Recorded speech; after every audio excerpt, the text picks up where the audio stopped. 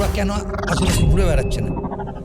এলিয়েনের কি বেসিক্যালি কোনো অস্তিত্ব আপনারা পেয়েছেন এখনো অব্দি? অনেক এলিয়েন আছে যারা সোলার সিস্টেমকে তৈরি হতে দেখেছে। অনেকে আছে যেমন ব্যবসা করে, তারা এলিয়েনদের ভয় দেখিয়ে আপনার লোকেদের কাছে ইন্স্যুরেন্স পর্যন্ত নিতে শুরু করেছে। ইন্স্যুরেন্স? এলিয়েনদের হাত থেকে বাঁচাবে। অন্তত 1 কোটি প্ল্যানেটে প্রাণ আছে আমাদের থেকে সিভিলাইজড। মানে এটা কি শুধু আমাদের গ্যালাক্সি নাকি এন্টায়ার? শুধু আমাদের মিল্কি ওয়েতে। এরকম কি সম্ভাবনা ছিল যে এই যে 45 ইয়ার্স আগে বা 45 কোটি বছর আগে বা 35 কোটি বছর আগে এই সময় হয়তো আমাদের থেকে বেটার কোনো সিভিলাইজেশন পৃথিবীতে ছিল? সব পাওয়া গেছে, কারা কারা ছিল। এবং আমরা কি মাল্টিভার্স সম্পর্কে এখনো পর্যন্ত কোনো ধারণা করতে পেরেছি? মাল্টিভার্স হওয়া খুবই মানে অ্যাবসলিউট নর্মাল।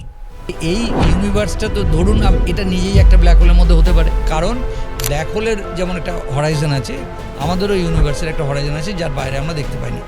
এমন ব্ল্যাক হোলও পাওয়া গেছে যেটা প্রায় সূর্যের তুলনায় 10⁻11 গুণ মতো ভারী। আমাদেরটা মাত্র 40 লক্ষ গুণ। আমাদের ব্ল্যাক হোল কিছুই না সেখানে, কিন্তু M87 অন্যান্য যে সিস্টেমগুলো আছে 10⁻11 গুণ ভারী। সেগুলো কোত্থেকে এলো? সেগুলো আপনাকে ওরা মার্জার, একটার পর একটা ব্ল্যাক হোল মার্চ করেছে, মানে গ্র্যাভিটেশনাল একজন চারিদিকে ঘুরতে ঘুরতে ঘুরতে ঘুরতে মার্চ করেছে, আবার সে আরেকটা সেটের সঙ্গে ঘুরতে ঘুরতে মার্চ করেছে। ফলে ইভেনচুয়ালি যখন ইউনিভার্সটা প্রায় শেষের দিকে, বুঝবেন একটাই মাত্র জাইগান্টিক ব্ল্যাক হোল পরিণত হবে। ব্ল্যাক হোলটা হয়ে যত বড় হবে তারা তত বাজেভাবে রেডিয়েট করবে। হকিং যেটা বলে গেছে, হকিং রেডিয়েশন, মাস যত বাড়বে সে তত কম রেডিয়েট করবে। এই ব্ল্যাক হোলগুলোই কি ভবিষ্যতে বিগ ক্রাঞ্চের দিকে আমাদেরকে নিয়ে যাবে? বিফোর বিগ ব্যাং কি সিচুয়েশন ছিল সেই সম্পর্কে কি আমরা কিছু ধারণা এখনো করতে পেরেছি? যে এই যে এনার্জি থেকে বিগ ব্যাংটা হলো বা মাসে কনভার্ট হলো, এই এনার্জিটা আমরা কোথা থেকে পেলাম? তার আগের ইউনিভার্সটা থেকে। তা না হলে আপনি একটু আগে যেটা জিজ্ঞেস করছিলেন একটা এম্বারাসিং কোশ্চেন, যে টাইম T=0 আগে কি ছিল?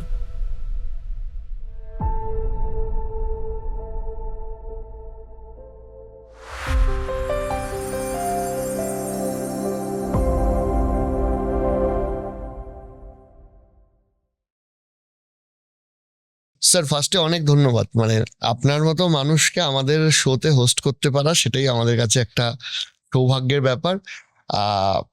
মহাবিশ্বের কোনো আলোচনা হলে কোথা থেকে শুরু কোথা থেকে শেষ সেটাই যখন মাথায় আসে, সেরকম ভাবেই প্রশ্নেরও কোথা থেকে শুরু কোথা থেকে শেষ সেটাও মানে ভাবা যায় না। তো আমি যে বিষয়টা নিয়ে শুরু করব, যে এখন একটা খুব গুরুত্বপূর্ণ এবং খুব ইন্টারেস্টিং বিষয় দেখা যাচ্ছে, সেটা হচ্ছে এলিয়ান। মানে আমাদের পৃথিবীর বাইরে আর কোথাও লাইফের অস্তিত্ব আছে কি নেই, এবং সেই বিষয়টা নিয়ে আরো বেশি ইন্টারেস্টিং হয়ে গেছে যখন ইউএস এর একজন নাবিক বললেন যে মানে সমুদ্রের মধ্যে এমন কোনো সভ্যতা আছেন, এবং তিনি নিজে নাকি বহুবার দেখেছেন যে বিরাট স্পিডে কোনো একটা স্পেস শিফট ভেতরে ঢুকে গেল জলের তলায় বা বেরিয়ে গেল। স্যার, আমি আপনাকে খুব খোলাখুলি জিজ্ঞেস করছি যে অফিসিয়ালি বা মোটামুটি আপনারা যারা কাজ করছেন, এলিয়েনের কি বেসিক্যালি কোনো অস্তিত্ব আপনারা পেয়েছেন এখনো অব্দি? অ্যাবসলিউটলি না। এবং আমাদের এন্টায়ার মানে অতীতের যতদিনের হিউম্যান হিস্ট্রিতে, মানে ইনক্লুডিং এরিক ফন দানিকেন থেকে শুরু করে ওনারা যে সমস্তগুলো বেস করে বলতেন যে দেবতারা কি গ্রহান্তরের মানুষ, মানে বলছি পুরনো সে মায়া অ্যাজটেক থেকে শুরু করে বলছি যে এ পর্যন্ত কোনো এভিডেন্স পাওয়া যায়নি যে এলিয়েনরা পৃথিবীতে এসেছে। এবং যেগুলো আপনি বললেন যে সেগুলো তো একটা গিমিক হতে পারে, একটা গল্প স্টোরি তৈরি করার একটা আছে। প্লাস অনেকে আছে যেমন ব্যবসা করে, তারা এলিয়েনদের ভয় দেখিয়ে আপনার লোকেদের কাছে ইন্স্যুরেন্স পর্যন্ত নিতে শুরু করেছে। অবশ্যই ইন্স্যুরেন্স এলিয়েনদের হাত থেকে বাঁচাবে। আপনি চিন্তা করতে পারবেন না যে কোন কোন দিকে যাচ্ছে। এরপরে সূর্যের আলো আপনাকে ব্লক করা হবে আপনার দেশে, ইন্স্যুরেন্স নিতে হবে আপনাকে। গ্লোবাল ওয়ার্মিং থেকে যদি আপনার দেশকে বাঁচাতে হয় তাহলে সূর্যের আলোটা সেই সব জায়গাতে ঢেকে দেওয়া হবে। ইন্স্যুরেন্স নতুন নতুন চালু হচ্ছে, এবং এটা হচ্ছে ইন্স্যুরেন্সের জন্য একটা গিমিক চালু হয়েছে। বা কোনো একটা খবর থেকে না, ওরা একটা সহজে আইডিয়াটা তৈরি করতে শুরু করে যে এরা যদি আপনাকে এলিয়েন অ্যাটাক করে আমরা বাঁচাবো। আমেরিকা ন্যাচারালি আমেরিকা থেকে কোম্পানিগুলো বেরিয়ে আসবে।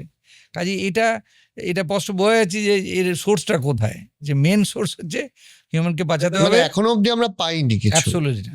তাহলে এখানেই আমি আপনাকে আর একটা দ্বিতীয় জিজ্ঞাসা রাখছি যে অবভিয়াসলি আপনি তো বলছেন যে মানে আপনার সাথে যখন কথা হচ্ছিল যে যতগুলো গ্রহ বা নক্ষত্রের আমরা সন্ধান পেয়েছি ম্যাথামেটিক্যালি সেখানে এলিয়ান থাকাটা সম্ভব। সেই কনসেপশনটা নিয়ে আপনি যদি কিছু বলেন। না দেখুন, প্রথম কথা, আমরা এন্টায়ার মহাবিশ্ব তো শুধুমাত্র আমাদেরকে বানানোর জন্য হয়নি, এটা তো আপনি বিশ্বাস করবেন যে 1400 কোটি বছরের একটা ইউনিভার্স, আপাতত নন ইউনিভার্স না। আর আমাদের সোলার সিস্টেম তৈরি হয়েছে 450 কোটি বছর আগে, অর্থাৎ 450 কোটি বছর আগে ইউনিভার্স প্রায় 1000 কোটি বছরের হয়ে গিয়েছিল, সূর্যই তখনও তৈরি হয়নি। তাহলে এবার আপনি বলুন যে সেই 1000 কোটি বছরে কি তাদের প্রাণ থাকার কোনো তাদের অধিকার ছিল না? অর্থাৎ 1000 কোটি বছরে অলরেডি প্রাণ আছে, এমনকি সূর্য তখনও তৈরি হয়নি। অর্থাৎ অনেক অ্যালিয়েন আছে যারা সোলার সিস্টেমকে তৈরি হতে দেখেছে, সূর্যকে তৈরি হতে দেখেছে, পৃথিবীকে তৈরি হতে দেখেছে। সোলার সিস্টেম 460 কোটি বছর বয়স, আর এন্টায়ার ইউনিভার্স 1380 কোটি বছর বয়স। অর্থাৎ ইউনিভার্সে প্রচুর দেরিতে সূর্য তৈরি হয়েছে, তার আগে 1000 কোটি বছর চলেছে, মানে আরো প্রাণ তাদের থাকার অধিকার আছে আমাদের মতোই, বা এবং তারা ছিল, আছে, এনভায়রনমেন্ট থাকার সম্ভাবনা ছিল। অবশ্যই আমি বলছি যে এখন তো আছেই, কিন্তু এটা ভাবা উচিত হবে না যে এমন যদি হতো যে সোলার সিস্টেম ও বিশ্ব সৃষ্টির সঙ্গে সঙ্গে হয়েছে, তাহলে বুঝতাম আমাদের জন্য বোধহয় তৈরি হয়েছে ইউনিভার্সটা। কিন্তু যখন দেখছি ইউনিভার্স তৈরি হয়ে বসে আছে অথচ সোলার সিস্টেমই তৈরি হয়নি 1000 কোটি বছর ধরে, তখন আপনি অ্যাবসলিউটলি নিশ্চিন্ত থাকতে পারেন যে আমাদের জন্য ইউনিভার্স তৈরি হয়। তা এটা একটা নর্মাল ব্যাপার। এবার আপনি চিন্তা করুন আমাদের আকাশগঙ্গা একটা গ্যালাক্সি, এটা প্রায় 10⁻11 মতো এরকম গ্যালাক্সি আছে, একের পিছনে 11টা শূন্য বসালে এরকম গ্যালাক্সি আছে 1 ট্রিলিয়নের সংখ্যার কাছাকাছি। প্রায় মনে করুন 100 বিলিয়ন যেটা হবে, এরকম 1 ট্রিলিয়ন একটু বেশি হয়ে যায়, 12 হয়ে যাচ্ছে। আচ্ছা, এইবার প্রত্যেকটা গ্যালাক্সিতে রাফলি এই 10⁻11 থেকে 10⁻12 মতো করে তারা রয়েছে, আমাদের আকাশগঙ্গাতেও আছে। মনে করুন এই প্রথম তারা যারা হয়েছিল, তারাগুলো তৈরি হয়েছিল মহাবিশ্ব সৃষ্টির ঠিক পরে, সেখানে শুধু তৈরি হয়েছিল হাইড্রোজেন আর হিলিয়াম দিয়ে, কারণ মহাবিশ্ব সৃষ্টির সময় বিগ ব্যাং এর সময় শুধু হাইড্রোজেন আর হিলিয়াম তৈরি হয়েছিল। আচ্ছা, ফলে যে তারাগুলো তৈরি হলো শুধু হাইড্রোজেন আর হিলিয়াম দিয়ে, এই যদি তারার কনস্টিটিউয়েন্টস হয়, কম্পোজিশন হয়, সেখানে কোনোদিন প্ল্যানেট ফর্ম করতে পারে না। আচ্ছা, কারণ প্ল্যানেট ফর্ম করতে গেলে আপনাকে অক্সাইড, ফসফেট, সিলিকেট, ম্যাঙ্গানিজ, মানে হেভি মেটাল আপনি দেখুন না পৃথিবীতে ভর্তি। আচ্ছা, এরা কিন্তু প্রথম জেনারেশন তারা না, প্রথম জেনারেশন তারা যেগুলো, সেগুলোতে কোনোদিন প্ল্যানেট হয়নি, মানে আফটার বিগ ব্যাং যখন প্রথম তারাগুলো তৈরি হলো। আচ্ছা, এইটা স্যার একটা ক্লিয়ার করুন যে আফটার বিগ ব্যাং মোটামুটি কতদিন বাদ থেকে তারার যে ফরমেশন আছে সেটা হওয়া শুরু হলো? 100 থেকে 150 মিলিয়ন বছর পরে, মানে 10 কোটি থেকে 15 কোটি বছর। সময়টা কি ছিল মাঝখানে? দেখুন, প্রথমে তো আপনার তো এনার্জিটাকে ম্যাটারে কনভার্ট করতে হয়েছে। প্রথমে ইলেকট্রন, পজিট্রন, তারপরে আপনার ছিল কোয়ার্ক গ্লুয়ন ছিল, কোয়ার্ক ছিল, কোয়ার্কগুলো আস্তে আস্তে জয়েন করে প্রোটন নিউট্রন তৈরি করলো, প্রোটন নিউট্রন তৈরি করে ডিউটোরিয়াম তৈরি করলো, ডিউটোরিয়াম জয়েন করে হিলিয়াম তৈরি হলো। এবার এই যে তৈরিটা হচ্ছে, কিন্তু ইউনিভার্সটা যেহেতু এক্সপ্যান্ড করে যাচ্ছে, টেম্পারেচারটা যেহেতু ফল করছে, হিলিয়ামের পরে আর কিছু তৈরি করা গেল না। তার কারণ আপনি 3খানা হিলিয়াম লাগবে আপনাকে কার্বন তৈরি করতে। এই যে কার্বন দেখছেন আপনি, এমন একটা ইন্টারেস্টিং ব্যাপার আপনাকে বলছি, যে আপনি যদি পিরিয়ডিক টেবিলটা জানেন, পিরিয়ডিক টেবিলে দেখবেন যে কোনো অ্যাটমিক ওয়েট নেই যার কোনো এলিমেন্ট নেই যার অ্যাটমিক ওয়েট 5 কিংবা 8। 4 আছে, হিলিয়াম 4 আছে। এবার হিলিয়াম ইচ্ছা করলে প্রোটনের সঙ্গে জয়েন করে 5 একটা বানাতে পারতো, কিন্তু 5-এ কোনো স্টেবল এলিমেন্ট নেই। আচ্ছা, দুটো হিলিয়াম তৈরি করে একটা 8-এর একটা হিলিয়াম তো 4, আপনি জানেন 4খানা, দুটো প্রোটন 2 নিউট্রন আছে, অ্যাটমিক ওয়েট 4, দুটো যোগ করতে গেলে 8-এর একটা এলিমেন্ট থাকতে পারতো, 8 বলে কিছু নেই। অর্থাৎ ইউনিভার্সের এমন একটা ইন্টারেস্টিং ব্যাপার যে স্টেবল এলিমেন্টগুলো, যে হিলিয়াম আর হাইড্রোজেন তৈরি করার পরেই আর কিছু বানাতে পারছে না, টনকেটন জিনিস রয়েছে কিন্তু আর কিছু বানাতে পারছে না। এবার ইউনিভার্সের ইতিমধ্যে ঠান্ডা হয়ে যাচ্ছে। ঠান্ডা হওয়ার প্রবলেমটা কি, যে আপনি যদি কাউকে এরপরে বানাতে চান, তাকে ধাক্কা মেরে তাদের কুলম্ব পোটেনশিয়াল যেটা আছে, কারণ আপনি দুটো প্রোটন যখন কাছাকাছি আসে, তাদেরকে ধাক্কা মারতে হয় প্রচণ্ড জোরে, কারণ ওরা তো রিপিল করবে। দুটো প্রোটন তো রিপিল করবে, রিপালসিভ ফোর্স। সেই রিপালসিভ ফোর্স থেকে আপনাকে ওভারকাম করে যদি আপনাকে ডিউটোরিয়াম বানাতে হয় কিংবা হিলিয়াম বানাতে হয়, আপনাকে ওই প্রচণ্ড এনার্জি চাই। ইউনিভার্স যে ঠান্ডা হয়ে গেল সেই এনার্জিটা নেই। ওকে, ফলে আপনি হিলিয়াম বর্জ্য তৈরি করে আপনি ক্ষান্ত হয়ে গেলেন। প্রথম দিকে তারাগুলো যখন তৈরি হলো তাদের হাতে শুধু হাইড্রোজেন আর হিলিয়াম রয়েছে, একটু লিথিয়াম রয়েছে, মার্জিনাল, খুব সামান্য। আচ্ছা, এইবার যে তারাগুলো তৈরি হলো সেই তারাগুলো কোলাপস করলো ইভেনচুয়ালি 200-300 কোটি বছর পরে।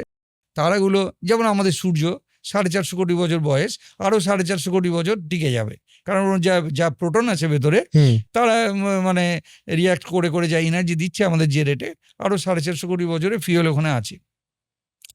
এবার ওই যে তারাগুলো যখন ধ্বংস হলো, মানে অর্থাৎ আস্তে আস্তে ভেতরে এই হিলিয়াম, 3টে হিলিয়াম মিলে কার্বন হলো, এবার কার্বনের সঙ্গে একটা হিলিয়াম জুড়ে অক্সিজেন হলো, অক্সিজেনের সঙ্গে আরেকটা হিলিয়াম জুড়ে আপনার নিয়ন হলো, নিয়নের সঙ্গে আরেকটা হিলিয়াম জুড়ে ম্যাগনেসিয়াম হলো, সিলিকন হলো, সালফার 32 হলো, আর্গন 36 হলো, আপনি এই যে ক্যালসিয়াম 40 হলো।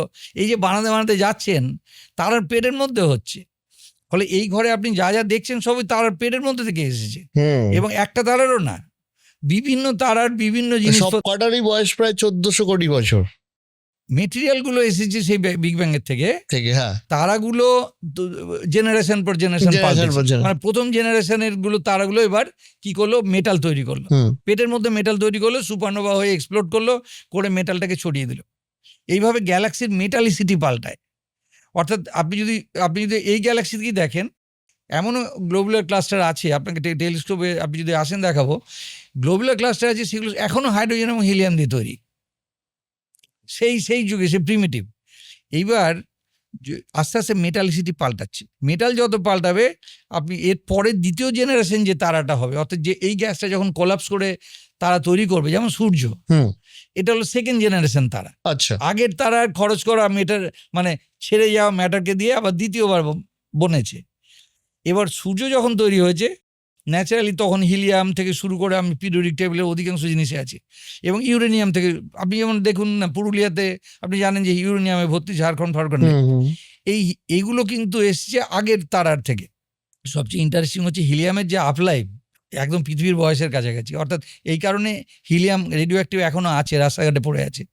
আচ্ছা, এইবার এইটা দেখতে হবে যে এই তারাগুলোর মধ্যে প্ল্যানেট তার মানে ফর্ম করবে একমাত্র যদি অক্সাইড। আপনাকে বুঝতে হবে যে প্ল্যানেট যখন ফর্ম করে তারা মোস্টলি কিন্তু গ্র্যাভিটেশনাল ফোর্সের জন্য কাছাকাছি আসে না, তারার সময় হয়। তারা গ্যাসটা কোলাপস করলো গ্র্যাভিটেশনাল ফোর্সের জন্য, প্ল্যানেট কিন্তু গ্র্যাভিটেশনাল ফোর্সের জন্য হয় না। আপনার রান্নাঘরে কোণে যে কালি ঝুলিগুলো ঝুলছে রান্নাঘরের কোণে, সেটা কি গ্র্যাভিটির জন্য ওখানে গিয়ে হাজির হয়েছে? একজনের সঙ্গে স্টিক করেছে অ্যাটমিক মলিকুলার বন্ডের জন্য। এবং আমাদের এই কারণে প্ল্যানেটগুলো কিন্তু ওই বন্ডিংয়ের জন্য কাছাকাছি এসেছে। আচ্ছা, এরা যদি গ্র্যাভিটির জন্য আসতো, গ্র্যাভিটিটা আছে বলে গোল প্ল্যানেট আলটিমেটলি গোল হয়েছে। বড় জিনিস যত হবে গ্র্যাভিটি বাড়বে, আলটিমেটলি দেখবেন ছোট ছোট যেসব চাঁদ আছে, মনে করুন ডিমোস এবং ফোবস যেগুলো আছে মঙ্গল গ্রহের, ছোট ছোট এবড়ো খেবড়ো দেখতে, কিন্তু বড় জিনিসগুলো সব সার্কুলার, কারণ গ্র্যাভিটি 1/r² ফোর্স, যে কোনো দিকে ফোর্সটা সমান থাকবে, গোল হবে। আচ্ছা, কিন্তু ম্যাটারকে যখন আপনি কাছে আনতে শুরু করলেন প্ল্যানেটের জন্য, গ্র্যাভিটির জন্য না, কিন্তু তারা যে আসছে স্টিক করে যাচ্ছে, আস্তে আস্তে বড় হচ্ছে স্টিক করে করে, এবং তাদের টেম্পারেচার কখনোই এত বেশি হয় না যে নিউক্লিয়ার রিয়াকশন পেটের মধ্যে হয়। পেটের মধ্যে যদি নিউক্লিয়ার রিয়াকশন হয় তাহলে বুঝবেন তাকে আমি তারা বলবো। আচ্ছা, আর যদি নিউক্লিয়ার রিয়াকশন না হয়, যেমন সূর্য, যেমন জুপিটার সূর্যের থেকে ধরুন 10,000 গুণ হালকা, নিউক্লিয়ার রিয়াকশন হয় না, কিন্তু ওর মধ্যে একটা ইনফ্রারেড রেডিয়েশন বেরোয়, ঠিক আছে, কিন্তু যেহেতু নিউক্লিয়ার রিয়াকশনের জন্য রেডিয়েশন বেরোচ্ছে না, সেজন্য ওটাকে তারা বলা হবে না। এইবার দেখতে হবে এই তারাগুলোর মধ্যে কোন তারাটা প্রায় সার্কুলার অরবিটে ঘুরছে। আচ্ছা, এটা খুব দরকার, নাহলে আপনি গরমকালে যেটা বানালেন শীতকালে ফ্রিজন হয়ে গেল, শীতকালে যেটা বানালেন গরমকালে গলে গেল, এই করলে তো আপনার সিভিলাইজেশন খুব বেশি দূর এগোবে না। তাহলে অরবিটটা মোটামুটি আপনাকে সার্কুলার থাকতে হবে। আচ্ছা, এই করতে করতে আপনি ফ্যাক্টর দেখুন কমতে থাকবে। এবার প্রচুর লোহা থাকতে হবে আপনার সেন্টারে, যাতে করে আপনি ম্যাগনেটিক ফিল্ডগুলো জেনারেট করতে পারেন, ম্যাগনেটিক ফিল্ড ধরে রাখতে পারেন।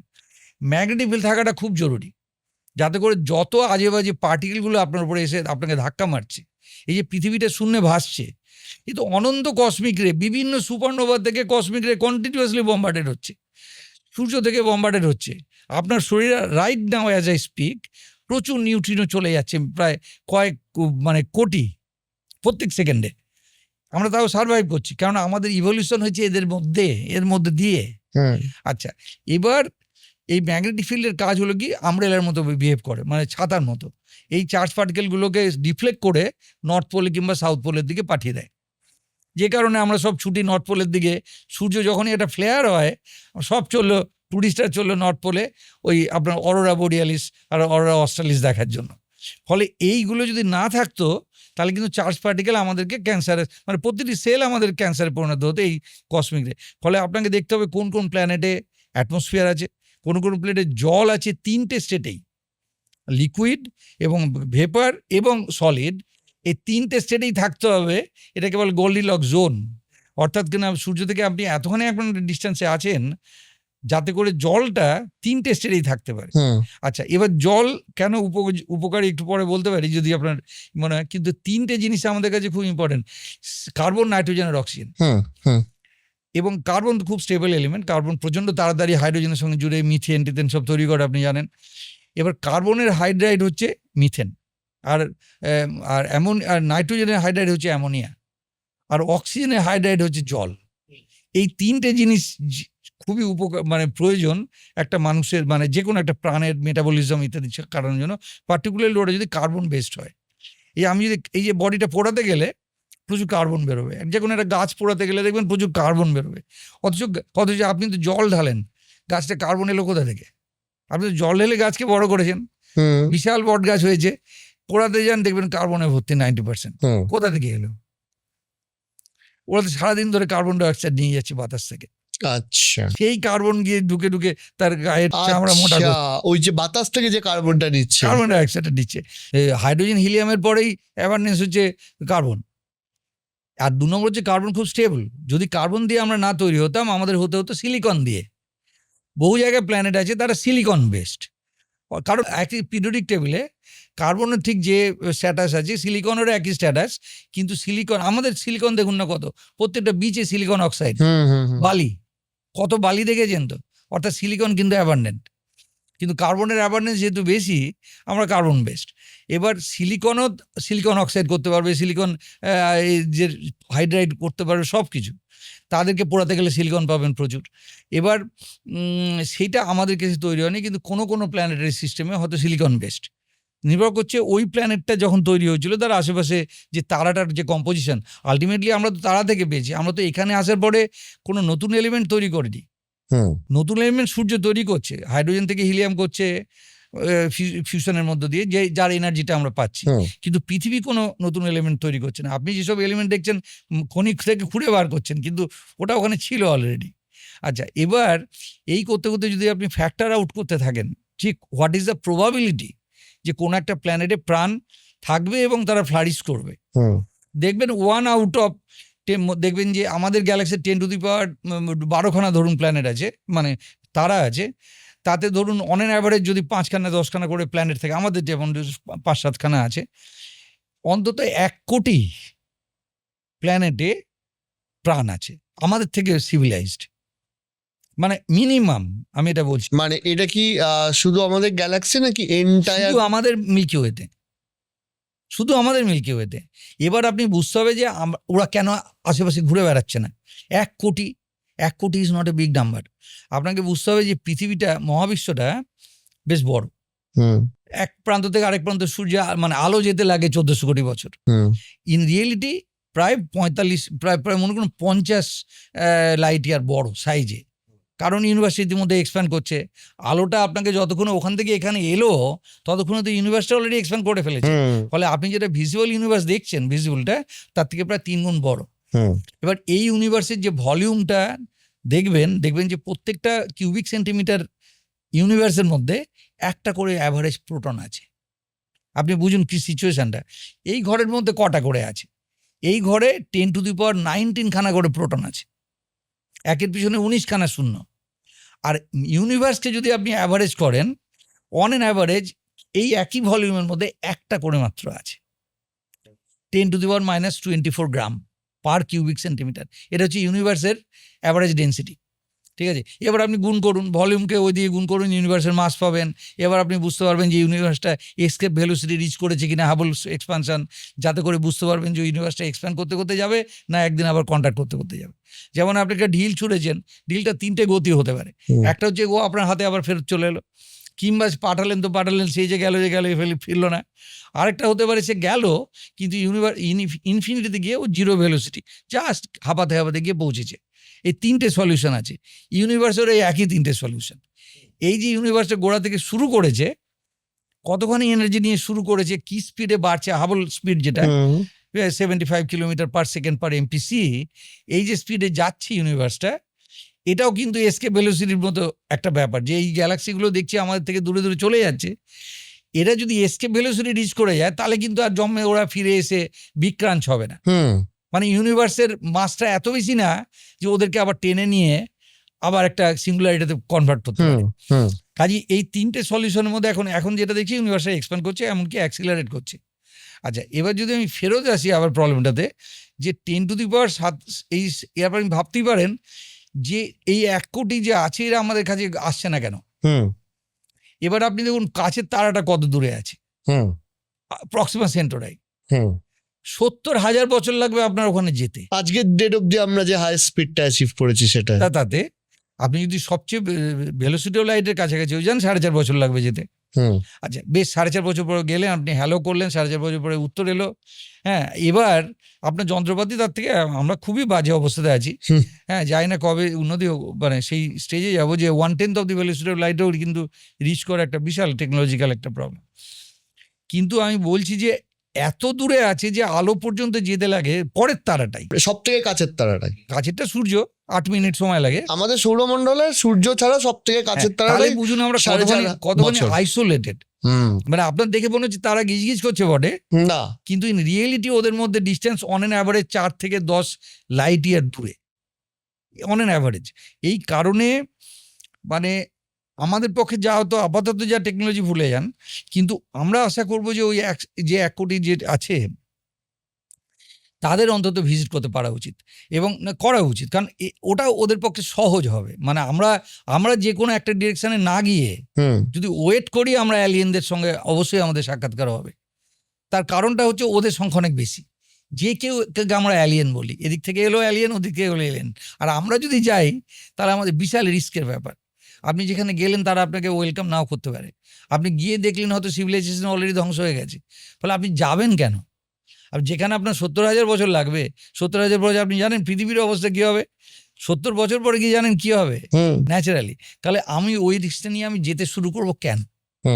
এটা হচ্ছে আমার মতে 3 নম্বর পয়েন্ট, যেটা আমি খুব ইম্পর্টেন্ট বলে মনে হয়, যে আদৌ 1 দিনের জন্য যাওয়া যায়। আপনি রাজস্থানে যেতেই পারেন ঘুরতে, কিন্তু আমার মতে আমি এমন সিচুয়েশন, পৃথিবীটাকে এমন মেস আপ করতে চাই না যে আমাকে পৃথিবী ছেড়ে পালিয়ে যেতে হয়। মানে আমি যেন পৃথিবী ছেড়ে কখনো আমাকে যেতে না হয় কলোনি করার জন্য, কিংবা সব তল্পিতল্পা নিয়ে চলো এখানে আর থাকা যাচ্ছে না।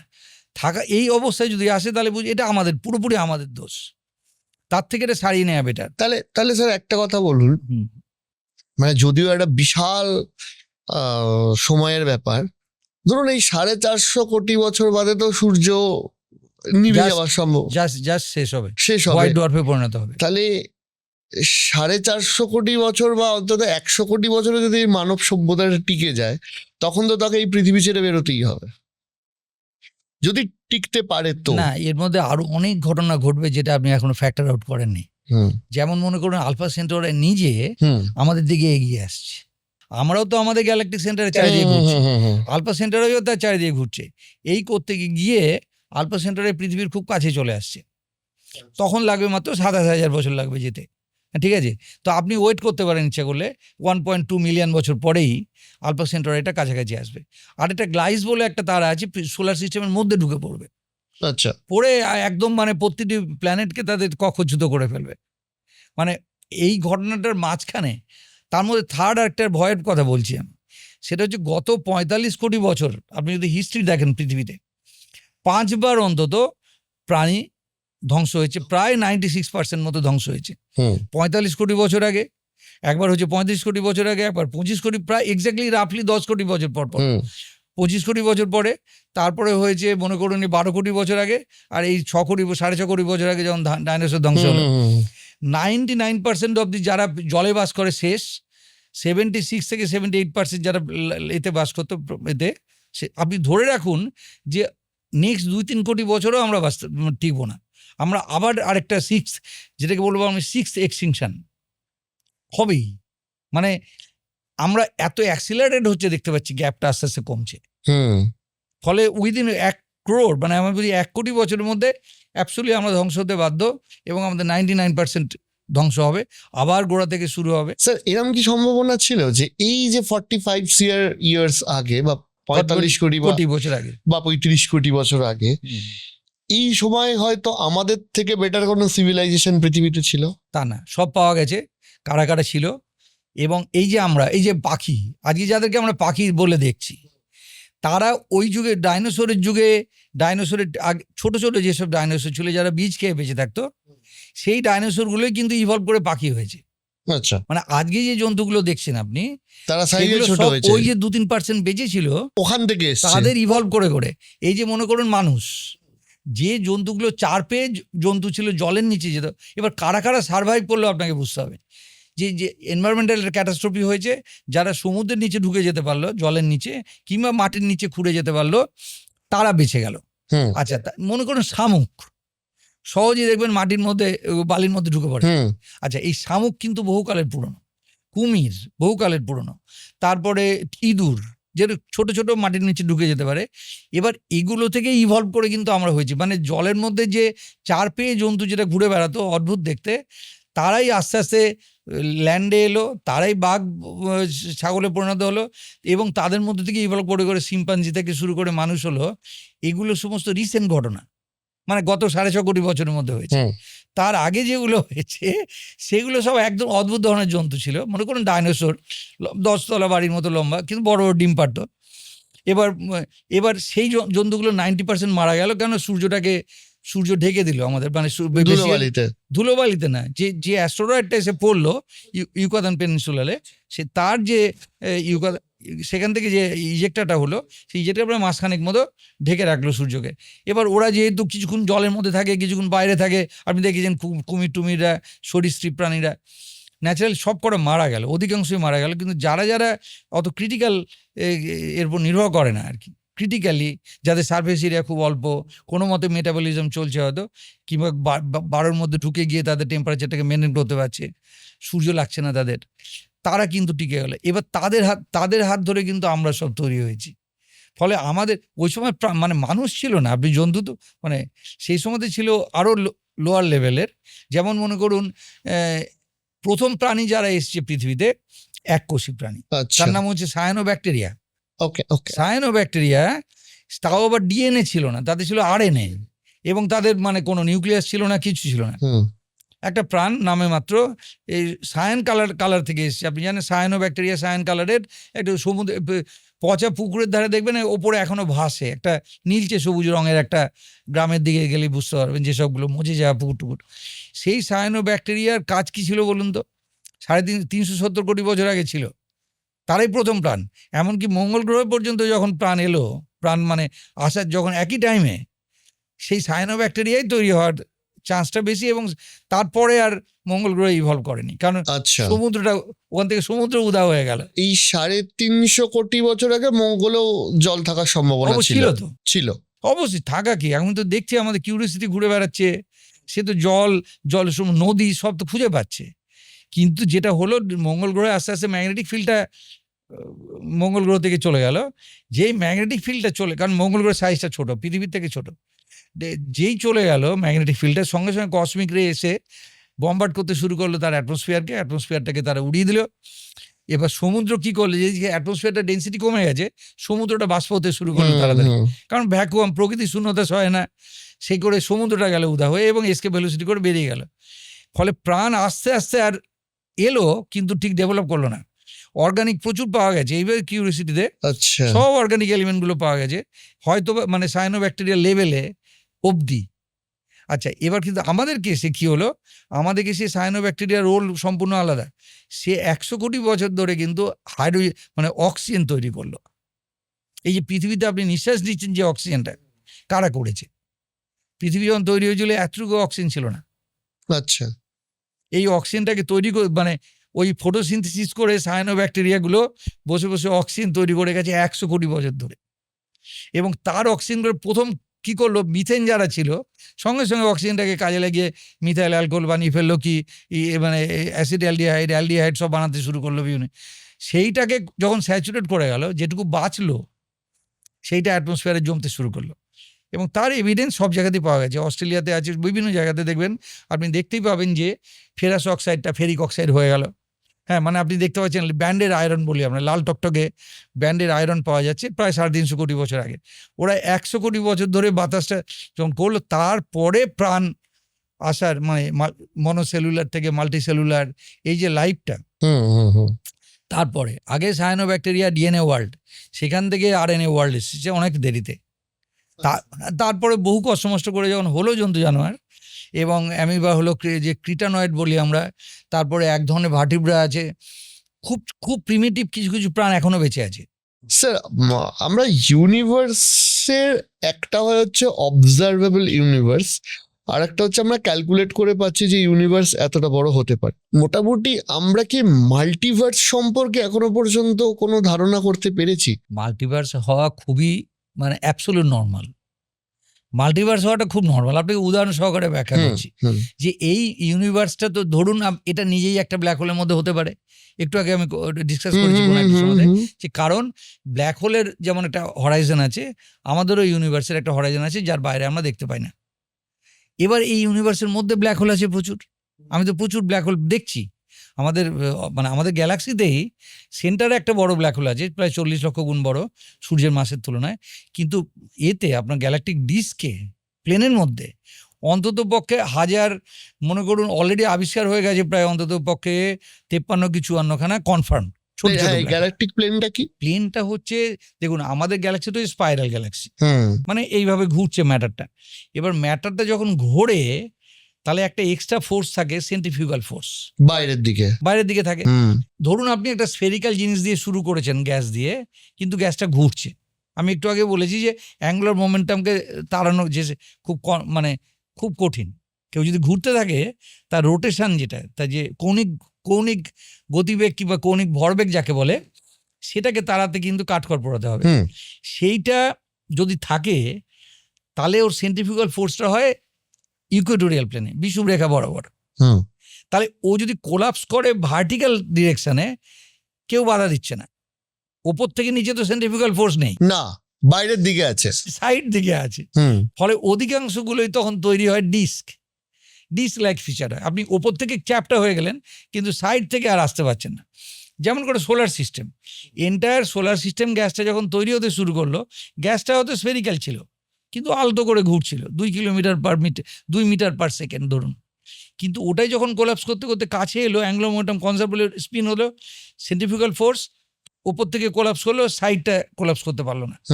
এবার এখানে সব প্ল্যানেটগুলো ফর্ম করলো, সব কটা এক প্লেনের মধ্যে, যেটাকে আমরা ইক্লিপ্টিক বলি। এই যে প্ল্যানেটগুলো মাঝে মধ্যে বলে না যে এক লাইনে চলে এসেছে, কেন? ওরা সবাই এক প্লেনে আছে। সেই প্লেনটা কোন প্লেন? যে প্লেনটা অ্যাঙ্গুলার মোমেন্টাম সেন্ট্রিফিউগাল ফোর্স দিয়ে ঠেলে রেখেছে। বুঝতে পেরেন তো? পুরোটাই ফিজিক্স ছাড়া আপনি কি করে কি কেমিস্ট্রির মধ্যে যে বায়োলজি যা চলছে সব ফিজিক্যাল ল, কারণ ফিজিক্যাল যে প্রত্যেকটা লই ব্যবহার হচ্ছে বিভিন্ন টপিকের মধ্যে। এইখানেও তাই, এইখানেও যেটা হচ্ছে স্পাইরাল স্ট্রাকচারটা ফর্ম করেছে। এবার মনে করুন দুটো স্পাইরাল স্ট্রাকচার, অ্যানোমিটার সঙ্গে আমরা খুব শীঘ্রই ধাক্কা লাগবে। এবার ধাক্কা লাগতে গেলেই সেটা একটা স্ফেরিকে দেখবেন আপনি, ধাক্কা লাগার পরে অসিলেট করবে, কারণ একজন ধাক্কা লেগে তো আর বসে পড়বে না, এ তো বন্ধু না। ওরা অসিলেট করতে থাকবে ন্যাচারালি, কারণ ওরা যে মোমেন্টাম নিয়ে এলো, ফিরে গিয়ে আবার দেখবে আবার গ্র্যাভিটি টানছে, আবার ফিরে আসছে, আবার টানছে, এই করতে করতে বসে পড়বে। এই করতে গিয়ে দেখবেন একটা ইলিপ্টিক্যাল গ্যালাক্সি তৈরি হবে, যার অ্যাঙ্গুলার মোমেন্টাম মোটামুটি ক্যান্সেল হয়ে গেছে, গ্যাসগুলো এরকম গোলাকার, আপনি প্রচুর ইলিপ্টিক্যাল গ্যালাক্সি দেখতে পান। আচ্ছা, অলরেডি মহাবিশ্বে সেগুলো ফর্ম হয়েছে প্রচুর, এবং অধিকাংশ এই কোলাপস করেই হয়েছে। গ্যালাক্সিগুলো কন্টিনিউয়াসলি ধাক্কা মেরে যাচ্ছে একজন, মানে এবং যে আমি এমন গ্যালাক্সি, এমন ব্ল্যাক হোলও পাওয়া গেছে যেটা প্রায় সূর্যের তুলনায় 10⁻11 গুণ মতো ভারী। আমাদেরটা মাত্র 40 লক্ষ গুণ। আমাদের ব্ল্যাক হোল কিছুই না সেখানে। আমাদের যে গ্যালাক্সিটা স্যাজিটেরিয়াস এ স্টার যেটাকে বলি, সেটা মাত্র 40 লক্ষ গুণ ভারী সূর্যের তুলনায়। কিন্তু M87 অন্যান্য যে সিস্টেমগুলো আছে 10⁻11 গুণ ভারী। সেগুলো কোত্থেকে এলো? সেগুলো আপনাকে ওরা মার্জার, একটার পর একটা ব্ল্যাক হোল মার্চ করেছে, মানে গ্র্যাভিটেশনাল একজন চারিদিকে ঘুরতে ঘুরতে ঘুরতে ঘুরতে মার্চ করেছে, আবার সে আরেকটা সেটের সঙ্গে ঘুরতে ঘুরতে মার্চ করেছে। ফলে ইভেনচুয়ালি যখন ইউনিভার্সটা প্রায় শেষের দিকে, বুঝবেন একটাই মাত্র জাইগান্টিক ব্ল্যাক হোলে পরিণত হবে। কারণ এটাই আমাদের পরিণতি। ব্ল্যাক হোলটা হয়ে যত বড় হবে তারা তত বাজে ভাবে রেডিয়েট করবে। হকিং যেটা বলে গেছে, হকিং রেডিয়েশনের প্রথম থিওরেম হলো মাস যত বাড়বে সে তত কম রেডিয়েট করবে। অর্থাৎ ছোট ছোট ব্ল্যাক হোলগুলো যত ফাস্ট রেডিয়েট করে আউট হয়ে যাচ্ছে, বড় যত হতে শুরু করবে সে আর আউট হওয়ার চেষ্টা করবে না। তাহলে ব্ল্যাক হোলেই কি এই সমস্ত মাস এগুলো গিয়ে কনসেন্ট্রেট হয়ে এগুলো শেষ হচ্ছে, ব্ল্যাক হোলের মধ্যে ঢুকে শেষ হচ্ছে? তাহলে এই ব্ল্যাক হোল গুলোই কি ভবিষ্যতে বিগ ক্রাঞ্চের দিকে আমাদেরকে নিয়ে যাবে? এইগুলোই তো মানে এখানেই শেষ শেষ বলে কিছু নেই। তার কারণটা হচ্ছে শেষ একদল লোককে সে ওইখানেই থামিয়ে দেওয়া উচিত, মানে ঠিক আছে শেষ। কিন্তু যে আপনি যদি আরেকটু স্টাডি করেন দেখবেন যে প্রেশারটা এত হাই, তো অ্যাকচুয়ালি জিরো ভলিউম বলে কিছু হয় না। কোয়ান্টাম মেকানিক্সে জিরো ভলিউম বলে কিছু হয় না। টেন্স টু জিরো মানে ওর একটা মিনিমাম, যেমন প্ল্যাঙ্ক বলি না আমরা, প্ল্যাঙ্ক লেংথের থেকে কোনো জিনিস ছোট হতে পারে না, প্ল্যাঙ্ক মোমেন্টামের থেকে মোমেন্টাম কম হতে পারে না। সেই জন্য কোয়ান্টাম মানেই তো মানে জাম্প, কন্টিনিউয়াম না। নিউটনিয়ান মেকানিক্স যেমন অ্যালাউ করে কন্টিনিউয়াসলি সবকিছু চেঞ্জ করতে, কোয়ান্টাম মেকানিক্স বলে না, তোমাকে লাফিয়ে লাফিয়ে যেতে হবে। যে কারণে হাইড্রোজেন অ্যাটমের যখন নিলস বোর যে থিওরিটা দিয়েছিল, বলো না এই ইলেকট্রনটা এখানে ঘুরছে, ঠিক আছে, ওকে যদি এক্সাইট করো ও কিন্তু জাম্প দিয়ে ওখানে যাবে, ও যে একটুখানি সরে দাঁড়াবে তা না। নিউটন বলবে বাবা একটু এনার্জি পেয়েছো, একটু সরে দাঁড়া। বোর বলছে না, এনার্জি তোমাকে অতখানিই পেতে হবে এবং তুমি এখান থেকে শুধু ওখানেই যেতে পারবে। এই যে ঘুরছো এখান থেকে ওখানে যেতে পারবে, এখান থেকে ওখানে, এই যে এটাই যে কোয়ান্টামের বেসিক জিনিস, যে আপনাকে জাম্প করে করে যেতে হবে। অর্থাৎ জিরো বলে কিছু নেই, কাজে আপনি একটা সাইজে আসবেন, প্রেশার আবার বাড়বে, সেই প্রেশার পরে আপনি আবার এক্সপ্যান্ড করতে শুরু করবেন এবং সেটা বিগ ব্যাং বলে, তখন আবার নেক্সট জেনারেশনের মানুষ জন্তুরা সেটাকে তখন বিগ ব্যাং হিসেবে ট্রিট করবে। তাহলে এই মাল্টিভার্সে এটা মাল্টিভার্স না, মাল্টিভার্সটা আরেকটা জিনিস। মাল্টিভার্সটা হচ্ছে যখন আমাদের ইউনিভার্স এই বিগ ব্যাংটা দিয়ে যখন এক্সপ্যানশনটা হলো, ইউনিভার্সটা একবার এক্সপ্যান্ড করেছে ইনফ্লেশনারি সিনারি বলি আমরা, প্রথম মাইক্রোসেকেন্ড ধরে, প্রথম 1 মাইক্রোসেকেন্ড ধরে 10⁻⁶ সেকেন্ড ধরে ইউনিভার্সটা প্রচণ্ড র্যাপিডলি এক্সপ্যান্ড করেছে। এটাকে বলি আমরা ডিসিটার ইউনিভার্স, এক্সপোনেনশিয়ালি এক্সপ্যান্ড করেছে। এবার এই সময়তে অন্যান্য ইউনিভার্সও কিন্তু ছিল, সবকটা ইউনিভার্স কিন্তু গাদা গাদা আছে, তারা নিজেরা এক্সপ্যান্ড করে বুদবুদের মতো। আপনি চিন্তা করুন, প্রত্যেকেই একটা করে ইউনিভার্স তৈরি করেছে, অথচ আপনার সঙ্গে ওর কোনো কথাবার্তা নেই।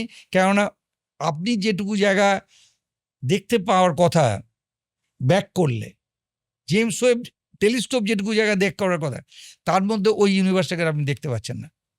ওকে যদি দেখতে পেতেন তাহলে ও আপনার ইউনিভার্সের অংশ হতো। স্যার এই কনসেপশনটাও তো হতে পারে যে যেরকম ভাবে প্রতি সেকেন্ডে স্টার ফর্ম হচ্ছে, সেরকম ভাবে ইউনিভার্সের বাইরেও একটা বিশাল এনার্জি ওয়েভলেন্থ রয়েছে, প্রতি মুহূর্তে একটা করে বিগ ব্যাং হচ্ছে, আমাদের থেকে হয়তো কোটি কোটি কোটি কোটি লাইট ইয়ার্স দূরে। দূরে হতে হবে কোনো মানে নেই, পাশেও হতে পারে, কিন্তু আপনি যেটা আমি বলছি যে অবশ্যই আছে, অন্যান্য ইউনিভার্সও আছে। মানে বিগ ব্যাং হয়তো কন্টিনিউয়াস প্রসেস, এটাও কি সম্ভাবনা আছে যে এই যে আমরা কথা বলছি এখনো তো বহু অন্যান্য জায়গাতে আরেক বিগ ব্যাং হচ্ছে? সেটা তো হচ্ছে, তার কারণ এইবার এক্স্যাক্টলি একই কারণে এইভাবে বললাম আমি, যে এন্টায়ার ইউনিভার্সে যেহেতু শুধু আমাদের জন্য তৈরি হয়নি, সেহেতু এন্টায়ার এনার্জি শুধুমাত্র এই ইউনিভার্সেই থাকতে হবে তার কোনো মানে নেই। ফলে ন্যাচারালি আপনাকে ডেমোক্রেটিক ভাবে ভিউ দেখতে হবে আর কি, যে ইউনিভার্স যখন সৃষ্টি হয়েছিল, মনে করুন বুদবুদের মধ্যে একটা জলের মধ্যে বুদবুদের মধ্যে ফাটছে, গাদা গাদা বুদবুদ আছে, এক একটা বুদবুদ এক একটা ইউনিভার্স তৈরি করছে, এবং তারা কেউই কাউকে কজালি কানেক্টেড না। অর্থাৎ আপনি ওর থেকে ভেলোসিটি অফ লাইটের থেকে বেশি না হলে ও আমার সঙ্গে যোগাযোগ করতে পারছে না। ট্যাকিয়ন যদি থাকতো, ট্যাকিওনিক যদি মুভমেন্ট হতো, কমিউনিকেশন যদি হতো ভেলোসিটি অফ লাইটের থেকে জোরে, তাহলে সেই একমাত্র ওই ইউনিভার্সগুলোকে আপনি দেখতে পেতেন। ফলে মাল্টিভার্স আছে, ইউনিভার্স মানে একটা ইউনিকতা থেকে এসছে, মানে একটা সিঙ্গেল একটা ভার্সন, আর মাল্টি তো অবশ্যই থাকতে পারে। আমরা এইটুকুর মধ্যে বসে আছি, এখন অব্দি এইটুকু জানি। এটুকু জানি, এর থেকে বেশি জানার আমাদের কোনো চান্স নেই। বিফোর বিগ ব্যাং কি সিচুয়েশন ছিল সেই সম্পর্কে কি আমরা কিছু ধারণা এখনো করতে পেরেছি? যে এই যে এনার্জি থেকে বিগ ব্যাংটা হলো বা মাসে কনভার্ট হলো, এই এনার্জিটা আমরা কোথা থেকে পেলাম? তার আগের ইউনিভার্সটা থেকে। মানে আচ্ছা, মানে এটা বিগ ক্রাঞ্চ করলে তো ইউনিভার্সটা, এই বিগ ব্যাংটা হলো, মানে এটা একটা কন্টিনিউয়াসলি হয়ে Absolute চলেছে। continuously। তা না হলে আপনি একটু আগে যেটা জিজ্ঞেস করছিলেন, একটা এম্বারাসিং কোশ্চেন হয় যে টাইম টি ইকুয়াল টু জিরোর আগে কি ছিল, হুম কিংবা স্পেস, এই যে ইউনিভার্সটা এক্সপ্যান্ড করছে, কার মধ্যে এক্সপ্যান্ড করছে? দেখুন, আপনি এন্টায়ার যেটা জানেন সেটাই তো ইউনিভার্স। এবার সে তো আর কারোর দিকে, আর কারোর মধ্যে সে ঢুকতে পারে না। হুম মনে করুন আমি আপনাকে বলছি, আপনি স্পেসটা নিজে বানাতে যাচ্ছেন। আপনি ইউনিভার্সের যে স্পেস যেটা বাড়ছে, এক্সপ্যান্ড করছে, এবার আপনি জিজ্ঞেস করতে পারেন এই এক্সপ্যান্ড করে যাচ্ছে কোথায়? উত্তরটা হচ্ছে যে ইউনিভার্স যেটুকু এক্সপ্যান্ড করছে সেটাই ইউনিভার্স, মানে ও নিজেকেই এক্সপ্যান্ড করতে করতে যাচ্ছে। তার বাইরেটা অ্যাবসলিউট জিরো। তার বাইরে বলে কিছু নেই, তার বাইরে বলে কিছু নেই। আপনার স্পেস টাইম ওখানেই শেষ হচ্ছে এবং সে নিজের স্পেস টাইম বানাতে যাচ্ছে। এবার আপনি যদি বলেন টি ইকুয়াল টু জিরোর নিচে বিফোর কি ছিল, টি ইকুয়াল টু জিরোর আগে কিছু ছিল না, আমি যদি ক্লাসিক্যাল সেন্সে বলি, কারণ সেখানে টাইমটা একবার করে বাড়ছে, একবার করে কমছে। মনে করুন এই টিউবলাইটের একটা ডাইমেনশন দেখুন ছোট, গোল, ঘোরে, হুম আরেকটা ডাইমেনশন দেখবেন লম্বা, হুম টিউবলাইটটা লম্বা। এবার আপনি চিন্তা করুন টিউবলাইটটা একদম পাতলা চুলের মতো, তাহলে এই ডাইমেনশনটা, এদিকে একটা ডাইমেনশন তো আছে, কয়েক মাইক্রন হলেও তো আপনি ঘুরে আসতে পারছেন না। আগে টাইমটা এরকম ছিল, মানে টাইমটা বাড়ছে কন্টিনিউয়াসলি, কিন্তু একটা দিকে এগোচ্ছে না। যদি না এগোয় তাহলে সেটা তখন ডাইমেনশনে পরিণত হয়নি। টিউবলাইটের আর এই টাইমটা কি মাসের সাথে কানেক্টেড, যে যেখানে মাস সেখানেই টাইম? মাসের সঙ্গে না, এবার এটাকে বলে টাইম, এটাকে আমরা অ্যাকচুয়ালি আমরা বলি একটা এমবেডিং, মানে আপনি ইউনিভার্সটা মাস টাইম ছাড়াও চলতে পারে। এটা আপনার সুবিধার জন্য, আপনি ম্যাথামেটিক্যাল সুবিধার জন্য এগুলো বসিয়েছেন। ইউনিভার্স এগুলোকে কেয়ার করে না, বুঝতে পেরেছেন তো? হুম এবার মাস আর টাইম না থাকলেও যেটা কেয়ার করে সেটা হচ্ছে ফিজিক্যাল ল। হুম ফিজিক্যাল লতে কিন্তু টাইমের কোনো দরকার নেই। ফিজিক্যাল ল যেটা দরকার আছে বলে এনট্রপি যেন বাড়ে, অর্থাৎ ডিসঅর্ডারলিনেস যেন বাড়ে। হুম হুম হুম একটা কাপকে আপনি ভেঙে ফেলে দিলেন, আপনি রেয়ারলি দেখেছেন ওটা চুপচাপ এসে আবার একটা কাপে পরিণত হয়ে গেল। হুম অর্থাৎ আপনি ওয়ান ওয়ে সিস্টেম দেখছেন, একবার ভেঙে ফেলার পরে আপনি দেখবেন না যে ও আবার গোটা হলো। এই যে আপনি ডিসঅর্ডারলি করলেন, এটা দিয়ে আপনি এনট্রপিটা বাড়িয়ে দিলেন মহাবিশ্বের। এবং সেকেন্ড ল অফ থার্মোডাইনামিক্স বলছে যে ইউনিভার্স সবসময়তেই এনট্রপি বাড়ানোর দিকে আছে। হুম এই এনট্রপিটাকেই আমরা টাইমের সঙ্গে আইডেন্টিফাই করি। মানে টাইম যত বাড়বে এনট্রপি তত বাড়বে, কাজেই অর্থাৎ ঘড়ি যে অ্যারো অফ টাইম হুম আর অ্যারো অফ এনট্রপি, একটা আরেকটার বেসিক্যালি ম্যাপিং, একটা আরেকটা ম্যাপ করা। আমি এইটাই কল্পনা করতে পারছি না, হয়তো আমাদের হিউম্যান ব্রেন এটার জন্য রেডি নয়, যে ইউনিভার্সের বাইরে কিভাবে টাইমটা কাজ করে না। ইউনিভার্সের বাইরে কিছু নেই, মানে আপনি যেটাকে বলছেন মাল্টিভার্স, আমাদের বলা উচিত না অফিসিয়ালি, কারণ যেহেতু আমাদের জানার কথা না, কারণ ওদের সঙ্গে আমাদের কোনো কজালি কানেক্টেড না। হুম, এবার আপনার হাতে ঘড়ি, আপনার হার্টবিট হয়, কাজে আপনার টাইমের একটা কনসেপ্ট আপনার দরকার। সে মিনিটে কভার করে হার্টবিট হচ্ছে, আপনি 1 মিটার লম্বা, আপনার টাইমে লেংথের দরকার পড়ে, আপনি এদিক যাবেন 1/2 কিলোমিটার, ওদিক যাবেন 1 কিলোমিটার। কিন্তু ইউনিভার্সের জন্য কিন্তু এগুলো দরকার ছিল না। ইউনিভার্সকে বোঝার জন্য আপনি এই স্পেস টাইমের এই গ্রিডগুলো ফেলেছেন। আচ্ছা এবার গ্রিডগুলো ফেলেছেন এমন করে, ইন্টারেস্টিং ব্যাপারটা বলছি, যেমন আপনি তো জানেন একটা স্ট্যান্ডার্ড একটা অ্যানালজি আছে যে বেলুনের গায়ে যদি আপনি ডট দিয়ে দেন, বেলুনটা ফোলাতে গেলে ডটগুলো দূরে দূরে চলে যায়। এবার পয়েন্টটা হচ্ছে, এবার আমরা যেটাকে বলি যে এই যে এটা এমবেডেড, অর্থাৎ ইউনিভার্সের মধ্যে একটা আমি স্পেস টাইমটাকে এমবেড করেছি এবং একটা গ্যালাক্সিকে আমি এক একটা জায়গায় বসিয়ে দিয়েছি। ইউনিভার্সটা এক্সপ্যান্ড করছে, গ্যালাক্সি কিন্তু ওর ক্রসিং জায়গা থেকে সরেনি। এই যে ইউনিভার্সটা এক্সপ্যান্ড করছে, ইন্টারেস্টিং, আপনাকে বলছি কেমন, আপনি একটা স্কেল নিয়েছেন, স্কেলের 12 ইঞ্চি, প্রত্যেকটা জায়গাতে একটা করে পিঁপড়াকে বসিয়ে দিয়েছেন। এবার আপনি যখন স্কেলটাকে টানছেন, দেখবেন পিঁপড়া কিন্তু ওই 1 ইঞ্চি 2 ইঞ্চির গায়েই বসে আছে। এই যে ইউনিভার্সটা বাড়ছে, গ্যালাক্সিগুলো নিজের জায়গা পরিবর্তন করছে না, গ্যালাক্সি টু গ্যালাক্সি ডিস্টেন্স বাড়ছে, বুঝতে পেরেছেন তো? কিন্তু ও যে ক্রসিংয়ে আপনি বসিয়ে রেখেছিলেন, ও কিন্তু সেখানেই আছে। ব্যাপারটা পরিষ্কার হলো। এই যেমন করে স্কেলটা বললাম, আমি স্কেলের আমি 1 ইঞ্চি 2 কিন্তু ইঞ্চি ধারে ধারে গ্যালাক্সি যদি মুভ না করে, বেলুন তো একটা কনসেপশন, গ্যালাক্সি তো কোনো কিছুর মধ্যে বসেনি, সে তো শূন্যতেই সে ভাসছে। মুভ করতেই পারে ইচ্ছা করলে। হ্যাঁ যেমন করে আমরা অ্যান্ড্রোমিটার দিকে যাচ্ছি, হ্যাঁ হ্যাঁ, এটাকে বলা হয় পিকিউলিয়ার ভেলোসিটি, এটা আলাদা।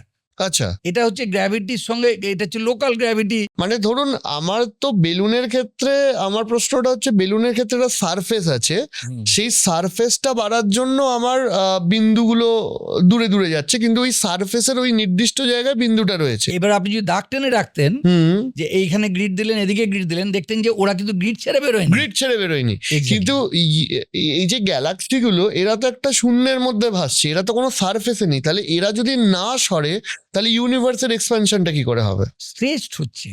এই স্টেজটা কিভাবে, মানে না না, এটা ইনিশিয়াল যে এনার্জিটা বিগ ব্যাং এর সময় দেওয়া হয়েছিল, হ্যাঁ সেটাই তো একটু আগে আমি যেটা বলছিলাম, যে বিগ ব্যাং এর সময় যে হাই এনার্জি নিয়ে ওরা এক্সপ্যান্ড করতে মানে স্ট্রেচড হতে শুরু করলো, এই স্ট্রেসটা কি এনার্জি মারফত হচ্ছে? এনার্জি মারফত হচ্ছে। আচ্ছা, এবং এই স্ট্রেচটা থামবে তখনই যদি ইউনিভার্সের টোটাল মাসটা এমন হয় যে এদের ভেলোসিটিটা এসকেপ ভেলোসিটি থেকে কম কম বেরোতে পারছে না। বেরোতে পারছে না। আপনি এক গাদা ঢিল নিয়েছেন, ঢিলটা ছুঁড়েছেন, হুম, ঢিলগুলো যদি সবাই আপনার কাছে ফিরে আসে তাহলে ওরা বেরোতে পারলো না।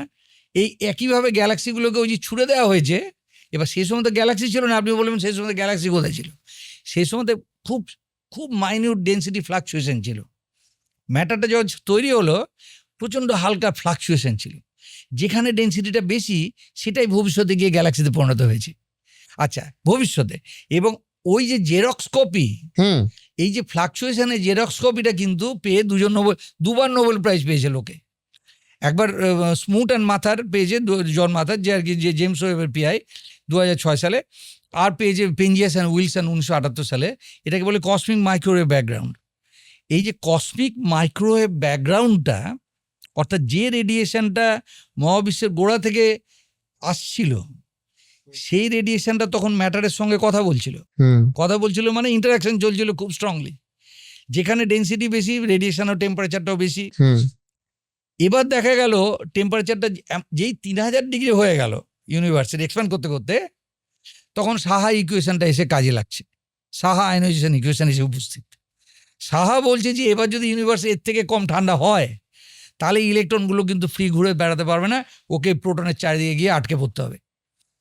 যেই ইলেকট্রনগুলো এসে প্রোটন আর ডিউটোরিয়ামের আর হিলিয়ামের চারিদিকে এসে বসে পড়লো, অ্যাটম তৈরি হলো। যেটা হলো না সেটা হলো ইলেকট্রনগুলো হাফিস হয়ে গেল, অর্থাৎ ইউনিভার্স থেকে আর ইলেকট্রন থাকলো না।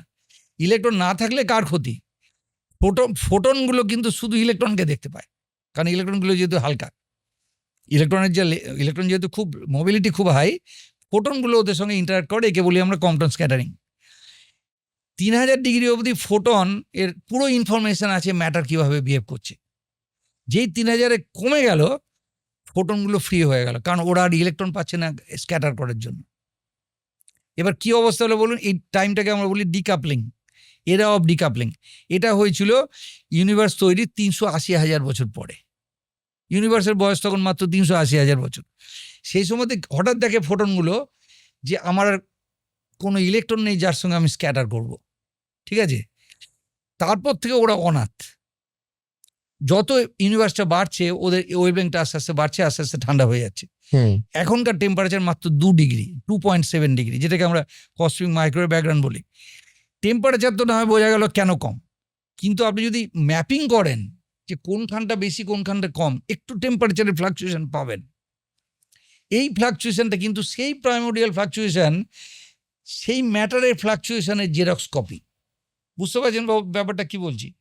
ওই সময়তে ম্যাটার যেভাবে ফ্লাকচুয়েটেড অবস্থাতে ছিল, হুম, তার সঙ্গে যেহেতু ফোটন ইন্টারাক্ট করছিল, ম্যাটার তো আর চেঞ্জ হচ্ছে সম্পূর্ণ অন্যভাবে, ফোটনগুলো বেরিয়ে চলে এলো, ওই ফ্লাকচুয়েশনটা এদের গায়ে ইমপ্রিন্টেড থাকলো। আচ্ছা, ফলে আমি এখন যখন দেখতে পাচ্ছি কসমিক মাইক্রোওয়েভকে প্লট করছি, দেখতে পাচ্ছি কোথাও গরম কোথাও ঠান্ডা। এই সামান্য গরম ঠান্ডা জেনারেলি 2.73 ডিগ্রি কেলভিন, কিন্তু +-10⁻⁴ ডিগ্রি, 0 এইটুকু। তার গায়ে ইমপ্রিন্টেড আছে কারা কারা ভবিষ্যতে গ্যালাক্সি হতে চলেছে, এবং দেখা যাচ্ছে সত্যি সত্যি গ্যালাক্সি ডিস্ট্রিবিউশনটা ওই রকম। অর্থাৎ এই কারণে বলি আমরা যে বিগ ব্যাংটা অ্যাবসলিউট ট্রাস্টেবল মডেল। যে বিগ ব্যাং বলে একটা ঘটনা ছিল, গরম থেকেই শুরু হয়েছে ইউনিভার্সটা। সেই সময়তে যেটুকু হাইড্রোজেন, এখন মনে করুন যে কোনো 100 গ্রাম আপনি নিয়েছেন ইউনিভার্সের, যে কোনো এক জায়গা থেকে খামচি করে নিয়েছেন 100 গ্রাম ইউনিভার্স, ঠিক আছে?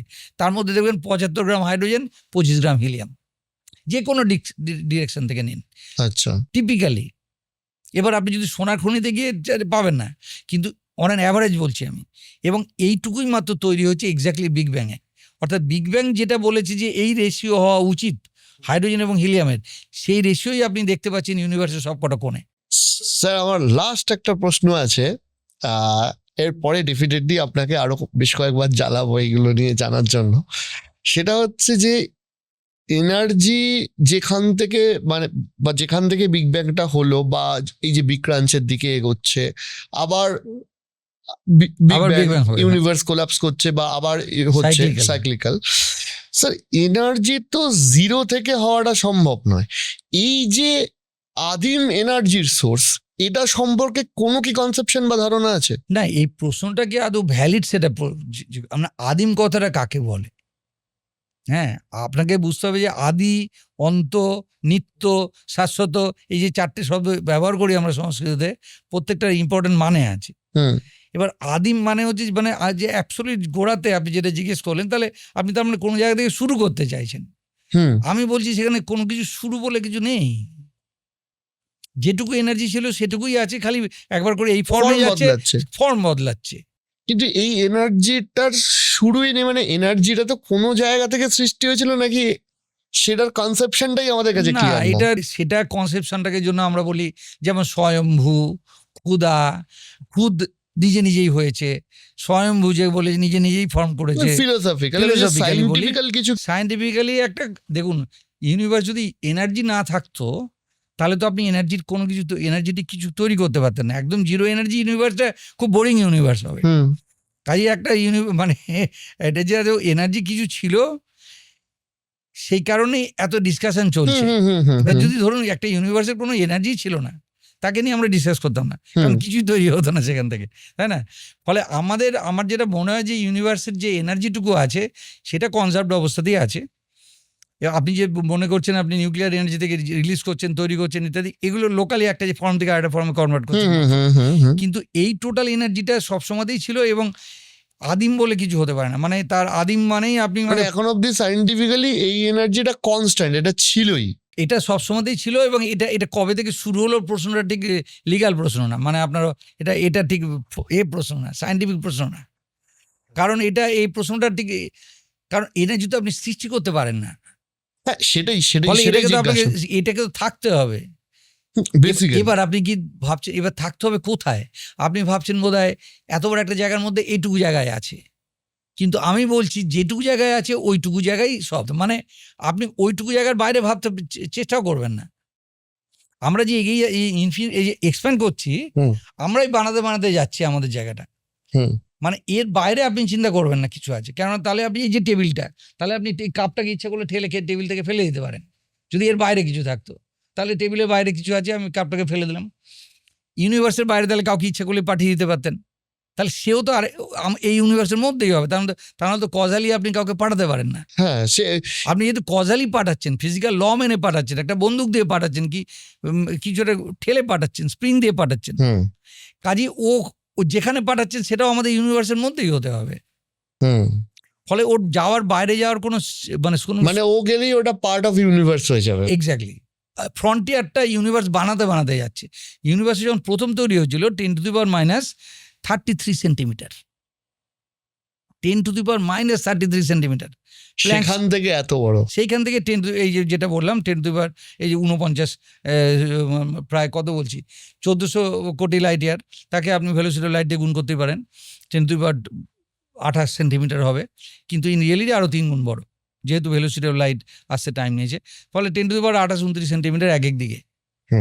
সেখানে আমাদের সোলার সিস্টেমটা ধরুন 10⁻16-17, এরকম সোলার সিস্টেম পাশাপাশি যদি আপনি এদিকে 10⁻11টা বসান, এদিকে 11টা বসান, এদিকে 11টা বসান, সেটা হয়েছে। আমাকে একজন বলেছিল যে কোনো অ্যাস্ট্রোফিজিক্সের মানুষকে তুমি বিফোর বিগ ব্যাং এনার্জি নিয়ে জিজ্ঞেস করো না, সে রেগে যাবে। আজকে আমি তার প্রমাণ পেলাম। না, আমি রাগিনি, এটা মানে এটা প্রশ্নটা আর কি, প্রশ্নটা এটা মানে এই প্রশ্নটা ডিকশনারি থেকে কেটে বাদ দিয়ে দেওয়া উচিত। মানে এই প্রশ্নটার কি কোনো স্থান নেই। প্রশ্নের যে কালেকশন যদি আপনার কোনো বই লেখেন, এই প্রশ্নটা অন্তত জানা নাকি অ্যাস্ট্রোফিজিক্সের কাছে এখনো প্রপার ব্যাখ্যা নেই? সেটা না, সেটা না। সেই প্রশ্নটা করবে যারা অ্যাকচুয়ালি জানে, বুঝবে না যে মানে মনে করুন স্পেস টাইম তার আগে যদি কিছু থাকতো, তাহলে আমি তাকে ইউনিভার্সের মধ্যে ঢোকাইনি কেন? রাইট। তার আগে যদি থাকতো, বিফোর এই টাইমের t=0 আগে যদি কিছু থাকতো, তাহলে সেখান থেকে আমি টিটা শুরু করিনি কেন?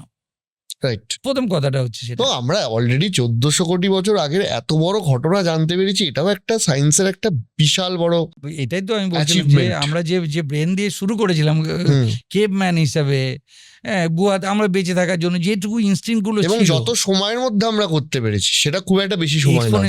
এক্সপোনেনশিয়ালি আমাদের নলেজ যেভাবে বাড়ছে, আপনাকে উদাহরণ সহকারে ব্যাখ্যা করছি, এটা না বললেই নয়। 400 বছর আগে মনে করুন গ্যালিলিও এইটুকু একটা টেলিস্কোপ দিয়ে এটা ওটা দেখেছে, ঠিক আছে? 400 কোটি বছর, মাত্র 400 বছর আগে, 400 বছর আগে কি দেখেছি আমরা? চাঁদ, যেখান থেকে আলো আসতে লাগে 2 সেকেন্ড। জুপিটার, মনে করুন কয়েক ঘন্টা আলো আসতে লাগে। এইগুলো দেখেছি। এবার আপনি চিন্তা করুন যে এই 400 বছরে আমরা কোথায় পৌঁছে আমরা ইউনিভার্সের মানে লাইটের সাহায্য নিয়ে টেলিস্কোপটা বড় হয়েছে হয়তো 10 ইঞ্চি থেকে আজকে 21 ফুট, যেটা আছে জেমস ওয়েবে, না 30 মিটার হতে পারে, 100 মিটার হতে পারে, ম্যাটার অফ মিটার্স। তাহলে 4 ইঞ্চি থেকে টেলিস্কোপ থেকে গ্যালারি থেকে আপনি ম্যাটার অফ কয়েক মিটার টেলিস্কোপ বানিয়েছেন, কয়েক গুণ মাত্র বড়, 100 গুণ বড়। কিন্তু সে দেখতে পেত মাত্র 2 লাইট সেকেন্ড দূরের জিনিস, আজকে আমি 1400 কোটি লাইট ইয়ার দূরের জিনিস দেখতে পাচ্ছি। এটা অ্যাবসলিউট এক্সপোনেনশিয়াল অফ এক্সপোনেনশিয়াল। মানে বা আমরা সেই তত্ত্বগুলো জানতে পারছি, শুরুর তত্ত্বগুলো, যেটা 1400 কোটি বছর আগে হয়েছিল। 1400 কোটি বছরের কাছাকাছি, প্রায় ইউনিভার্সের সৃষ্টির মনে করুন 100-150 মিলিয়ন বছর পরে। এবং জেমস ওয়েব যেটা খুব এক্সাইটিং জিনিস বার করছে ডেলি। এবং আপনাকে একটু আগে বলছিলাম যে নোবেল লরিয়েটরা কেন ডিসিপ্লিন, একটু আগে আমি অন্য কথায় মানে এটা খুব ইম্পর্টেন্ট। যে ভদ্রলোক এই জেমস ওয়েবের পিআই জন মাথার, আমার কলিগ নাসা গডার্ডে, এত ডিসিপ্লিন যে আমি কলকাতাতে বহুবার চেষ্টা করেছি আনতে। উনি বলেছেন আমি জেমস ওয়েবটাকে আকাশে না পাঠিয়ে যাব না। উনি কিন্তু অলরেডি একবার 2006 নোবেল প্রাইজ পেয়ে গেছেন। এবং জেমস ওয়েবের জন্য কটা পাবেন তারও মানে আমি আপনাকে বলছি ডেফিনেটলি পাবেন। কিন্তু এত ডিসিপ্লিন এবং উনি এই জেমস ওয়েব যেভাবে ফ্রন্টিয়ারটাকে এগোলো গত 4 বছরে, এবং অ্যাকচুয়ালি জেমস ওয়েব পাঠানোর পরে প্রথম প্রেস কনফারেন্স যখন উনি দিলেন, প্রথম রিলিজ অফ দি রেজাল্ট আমার সেশনে দিয়েছিলেন এথেন্সে। উনি বললেন তোমার সেশন এতবার করে যেহেতু কলকাতা ডাকছো, আমি বেরোচ্ছি না নাসা থেকে, কিন্তু তোমার সেশনে আমি প্রথম টক দেবো। যে কসফার মিটিংয়ে, কসফার একটা কমিটি ফর স্পেস রিসার্চ, খুব বিখ্যাত মিটিং হয় প্রত্যেক 3 বছর পর পর, তো এই 2 বছর পর পর। জন মাথার এই জেমস ওয়েব যেভাবে আমাদের ফ্রন্টিয়ারটাকে এগিয়ে নিয়ে গেছে, আমাদের থিওরি পুরো পাল্টে গেছে এখন। আগে আমরা ভাবতাম যে বোধহয় অন্তত পক্ষে 50 থেকে 100 কোটি বছর পরে তৈরি হয়েছে তারা। আগে সেই তারাগুলো গ্যালাক্সি ফর্ম করেছে, তারপরে ওদেরকে মনে ব্ল্যাক হোলগুলো ফর্ম করেছে, তারপর গ্যালাক্সি ফর্ম করেছে, সেখানে আবার তারা হয়েছে। উনি অ্যাবসলিউটলি দেখা যায় না 100 কোটি বছরের মধ্যেই ওয়েল স্ট্রাকচার্ড স্পাইরাল গ্যালাক্সি। মানে একটা বাচ্চা ছেলে জন্মেছে মনে করুন 3 মাস বয়স, তার যদি এখন আপনি গোপ দাড়ি সমস্ত হয়ে যায় এবং আপনি তাকে দেখতে যেমন অড লাগবে, এমন গ্যালাক্সি আবিষ্কার হয়েছে যেটা ইউনিভার্সের জাস্ট 10 কোটি বছর পরে, 15 কোটি বছর পরে, অথচ তার অ্যাবসলিউট স্ট্রাকচারটা আমাদের মিল্কি ওয়ের মতো সুন্দর। এগুলো হচ্ছে ভাবাচ্ছে। এই কারণে রজার পেনরোজ, যেটা আজ থেকে না, আমার একটা ইন্টারভিউ পাবলিশ হয়েছিল টেলিগ্রাফে, উনি রেগুলার বলে যাচ্ছেন যে আমরা কিছু কিছু জিনিস দেখছি যেটা আগের পূর্বজন্মের, এখন আমরা তার প্রমাণ পাচ্ছি। পূর্বজন্মের গ্যালাক্সিগুলোকে এখন দেখছি।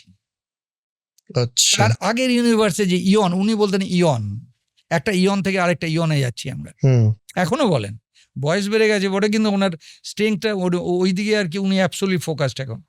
যে উই আর 100% সার্টেন যে যেগুলো আমরা আকাশে দেখছি সবগুলোই এই ইয়নের না, আগের ইয়নের। এবং দিন 7 আগে একটা রেজাল্ট বেরিয়েছে খুব সুন্দর, গাদা গাদা গ্যালাক্সি অ্যাবসলিউট সার্কুলার ভাবে সাজানো, এক্স্যাক্ট সার্কেলে, কেউ এক্সপ্লেনেশন দিতে পারছে না। কিন্তু এটা সম্ভব একমাত্র যদি আগের ইয়নের জন্য হয়। মনে করুন একটা সে সময় বিগ ক্রাঞ্চের সময়তে অনেক বেশি কোলাপস হয়ে গেছিলো ইউনিভার্সটা, জিনিসগুলো অনেক বেশি সাজানো টাজানো ছিল। উনি এখন অ্যাকচুয়ালি আমরাও বিশ্বাস করতে শুরু করেছি, এটা বিশ্বাসের কথা না, এটা মোর এস্থেটিক্যালি কারেক্ট বলে মনে হচ্ছে, যে কেন শুরু হবে একটা টাইম, কেন স্পেস শুরু হবে, কেন কন্টিনিউটি থাকবে না। এটা কিন্তু স্টেডি স্টেটের থেকে আলাদা, স্টেডি স্টেট ইউনিভার্স অন্য কথা বলছি, আর একটা ডিফারেন্ট তত্ত্ব আসছে, ওটা অন্য জিনিস, ওটা পারফেক্ট কসমোলজিক্যাল প্রিন্সিপল, যে ন জায়তে মৃয়তে বা কথা চিন্নায়ং ভূত্তা ভবিতা না বানা ভুয়া, মানে ওটা একটা আমাদের প্রিন্সিপাল থেকে নেওয়া হয়েছিল, যে এটা জন্মানো উচিত না, মারাও যাওয়া উচিত না ইত্যাদি। এখানে কিন্তু সেটা না, এখানে আমরা বিগ ব্যাংয়ের প্রমাণ পেয়েছি, মানে কয়েকজন নোবেল প্রাইজও পেয়েছে এবং এস্টাবলিশড, কিন্তু একটা বিগ ব্যাংই শেষ কথা নয়, একাধিক সম্ভাবনা রয়েছে। এক্স্যাক্টলি, মানে এটা স্টেডি স্টেট না, যে মানে চলতেই থাকবে একই জিনিস, দরকার পড়লে পার্টিকেল বানিয়ে নিও, কিন্তু সেটা না, এটাও চলতে আছে, কিন্তু বিগ ব্যাং আর বিগ ক্রাঞ্চের মধ্য দিয়ে পর। স্যার আমার লাস্ট প্রশ্ন সেটা হচ্ছে যে এটা একটু অফ দ্য টপিক হচ্ছে, যেটা আমি আপনাকে জিজ্ঞাসাও করছিলাম, যে আপনি জীবনে এতগুলো নোবেল প্রাইজ উইনার মানুষের সাথে কাজ করেছেন, তারা কলিগ ছিল, মিশেছেন, এই মোটামুটি যারা এই পর্যায়ে পৌঁছেছে ইন্টেলিজেন্ট মানুষ দেখেছেন, তাদের মধ্যে কিছু কমন গুণ যদি বলেন, সেটা আমাদের যারা ইয়ং জেনারেশন তারা শিখতে পারে কিছু। নোবেল প্রাইজ পাওয়ার মতো প্রত্যেকেই, যে মানে নোবেল প্রাইজ পাওয়া তো অবশ্যই ভালো জিনিস, এবং একটা লেভেলে না উঠলে তো পাওয়া যাওয়ার কথা না, কিন্তু এর যারা পায়নি তার মানে এই না যে তারা কোনো মতে অনেকে ইনফেরিয়ার, কিন্তু জেনারেলি বলছি যারা সাকসেসফুল এবং যারা অ্যাকচুয়ালি যাদেরকে আমরা সায়েন্টিস্ট বলবো, যারা অ্যাকচুয়ালি সে ধ্যান ধারণা সমাধি করছে যারা, তাদের মধ্যে একটা জিনিস যেটা দেখেছি অ্যাবসোলিউটলি ইউনিভার্সালি কারেক্ট, সেটা হচ্ছে ডিসিপ্লিন। ডেইলি এক্স্যাক্টলি 8টার সময়তে অফিসে আসবে, এক্স্যাক্টলি 8টার সময়তে বাড়ি ফিরবে, মানে তার খাওয়া এক্স্যাক্টলি একই রেস্তোরাঁতে গিয়ে একই চেয়ারে বসে খাওয়া দাওয়া করবে, মানে এটা কি বলছি, ডিস্টার্ব করতে চায় না নিজেদের মেন্টাল, মানে মাথাটা অ্যাবসোলিউটলি এত শান্ত আছে, এত চিন্তা করছে, তারা সামান্যতম রুটিন চেঞ্জ করতে চায় না। এটা হচ্ছে 1 নম্বর জিনিস দেখেছি। আমাদের চন্দ্রশেখরকে দেখেছি 3-4 বছর ধরে, আমাদের কিপ থর্নকে দেখেছি, প্রতিটা দিন ক্রিসমাসের সময় বলুন, যে কোনো সময় বলুন, কিপ থর্নে আসা যায়। আমি তো যেতাম হিন্দু বলে, আমার তো হিন্দু মানে কি, আমাদের ক্রিসমাসে অত বেশি এক্সাইটিং ছিল না। উনি আমার Sandeep, you are I are the only non Christians here. কী ব্যাপার, আপনি আবার খ্রিস্টান না কেন? বলে আমি মর্মন একটা অন্য টাইপের আরেকটা ধর্ম। তো কিন্তু উনি প্রতিটা দিন রেগুলার বেসিসে সেই সকালবেলা এসে অফিসে আসবে, সারাক্ষণ ধরে অফিসে কাজকর্ম করবে।